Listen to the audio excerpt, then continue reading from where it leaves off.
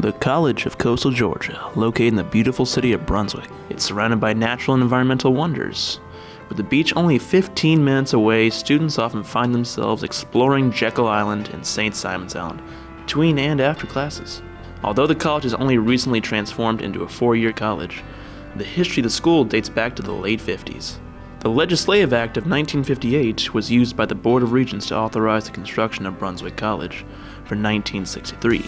Construction began later that year, with the college being opened September 25, 1964. Upon opening, we only had 4 buildings: the administration building, the student center, an academic building, and 1 maintenance building. Our first president was Earl F. Hargett, and at the time we only had 1,332 students, with 50 full-time faculty and 17 part-time. My husband called me and said, "There's some college in Georgia that's interested in you." And I said, "Oh, it couldn't be," because they had asked for 6 references and I was tired of filling out forms and I only gave them 3. I contacted them. They asked me if I would come down for an interview. I came down for an interview. My husband and I had a disagreement about whether he would come with me. He was used to driving me quite often. On August 16, 1965, we changed our name to Brunswick Junior College. Initially, the college's mascot was a lion. We even had a newspaper called The Lion's Tail. In 1965, we had several intramurals, including bowling and football. This is almost, what's hilarious, I was the cheerleader coach, which was really a joke. What that really meant was I saw to it that they got to practices and all. Some of these girls had competed in national stuff in high school. They knew what they were doing. In 1968, we officially changed our mascot from the Lion to the Buccaneers to fit with our location. In 1968, our first president retired and left the college. He was then replaced with John Teal. We changed our name to Georgia Community College in 1972.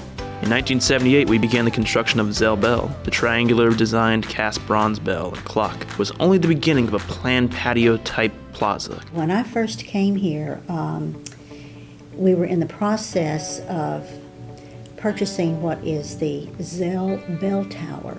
It is no longer standing, but that is one of the first things I remember.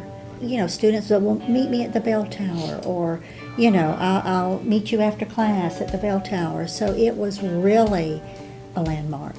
We named it the Zell Bell because Carly Zell donated $35,000 for the construction of the tower. In 1980, Lake Teal was made. From 1990 to 1991, President John Teal, who'd been president of the college since 1968, stepped down. In 1991, his successor was proclaimed as Dorothy L. Lord. This marked the beginning of a new era for Brunswick. At the turn of the century, a lot of changes to coastal Georgia came. And in 2000, the college received a $17.5 million budget for the building of the Camden Center facility. There was pressure in the community, especially from Kings Bay, to open, let's say a satellite campus there. Also, just from the community at large, because there were many fathers of families or mothers that had to drive either to Jacksonville or, they would go to Georgia Southern, to finish their degrees, especially masters. And we have very nice students. I would say that the culture at the Camden Center is a little bit different than the culture here in Brunswick. So we do have, let's say, non-traditional students, they're older, but we also have students that just got out of high school.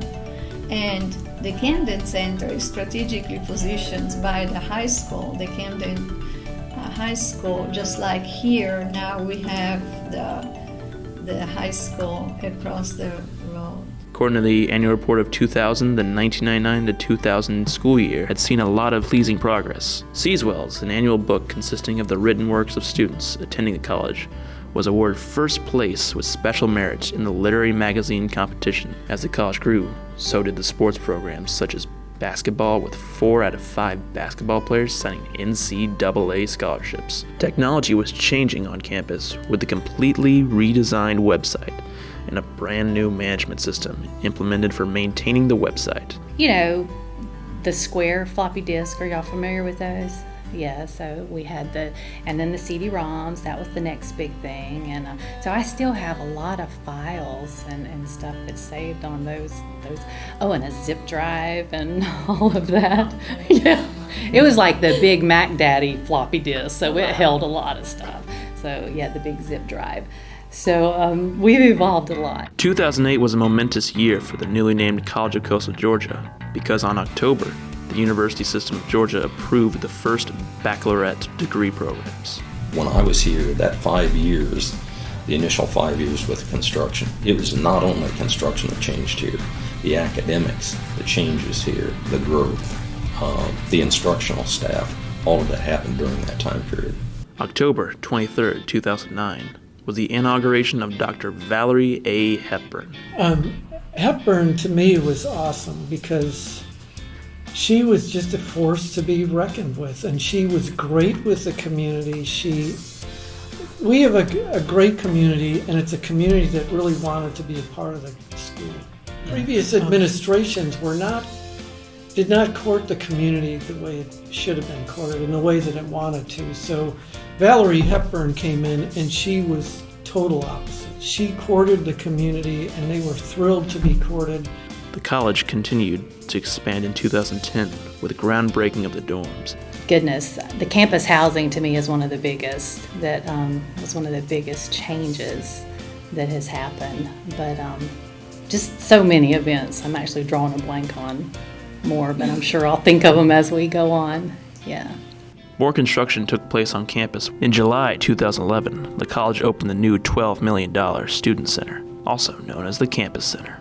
Attendance grew at the College of Coastal Georgia, so much so that they began plans to build a new housing facility. Mariner Village was opened in August of 2015. I would love to just ride by one day and see a new student housing unit being built, because I would know that meant we were anticipating even more growth.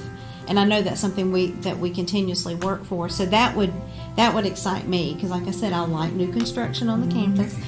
You know, I would just like to see the college to continue to grow and prosper and just be a really good asset to our community and be a destination where students would want to come when they graduate.